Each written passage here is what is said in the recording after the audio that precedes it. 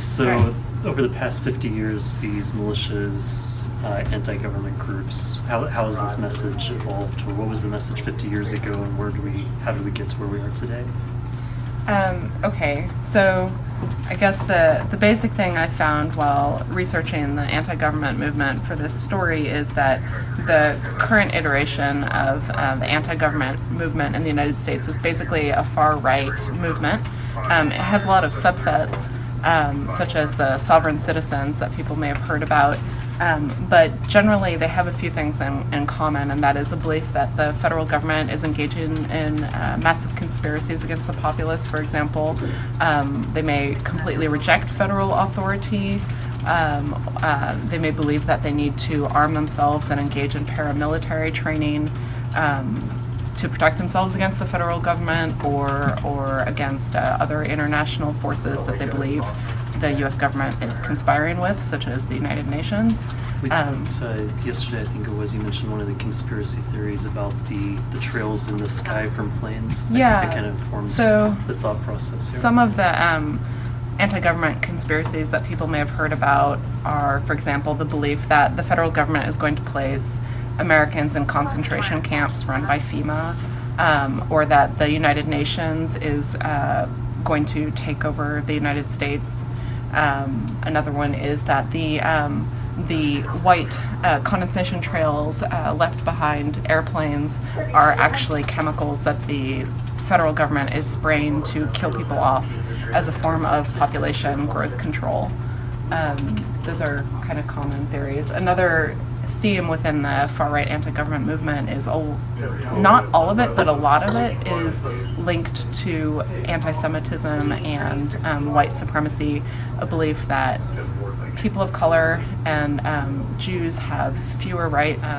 This is related to a movement called Posse Comitatus from the 1970s and 80s in the Midwest.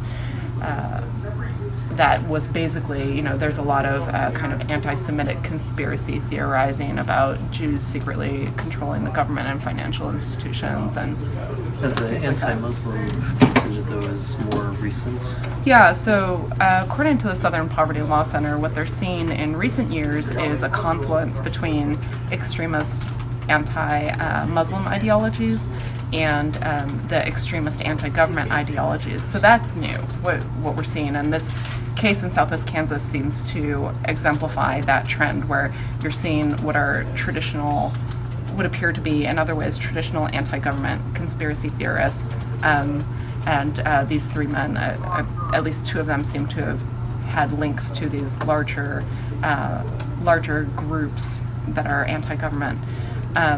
But at the same time, they're then combining this extremist, Islamophobic kind of strand together to arm themselves and act out violently against Muslims within the United States. So that, according to the Southern Poverty Law Center, is a new trend in recent years. And the SPLC has this report on lone wolves where they say a lot of times the ones who are taking action, they're operating in groups of 2 or 3, like the 3 who were arrested for the Garden City plot. Yeah, close to that. Basically, SPLC documented all of the cases of domestic terrorism and related radical violence and attempts at terrorism and radical attacks in the United States from 2009 to 2015. There are 63 cases that amounted to about one plot every 34 days. Half of those attacks and plots came from anti-government adherents. And so 90% of the plots and attacks were what they call lone wolf cases, where it's either one man, it's almost always a man, or 2 men. So the case in Garden City with 3 defendants is actually a little unusual in that sense. But the SPLC argued that this is kind of the era of the lone wolf, because these organizations, while they still exist as movements nationwide, they have kind of they're decentralized, so that it's harder to kind of find a structure and pinpoint where activities are going on. And there seems to be some indication that this was a purposeful tactic going back to the 1990s, where leaders within the KKK and neo-Nazi leaders had written that decentralizing would make their movement less susceptible to having key leaders arrested, so that they could continue to carry on their movement. You'd actually refer to this as a leaderless. Leaderless resistance or leaderless terrorism. How prevalent are these groups?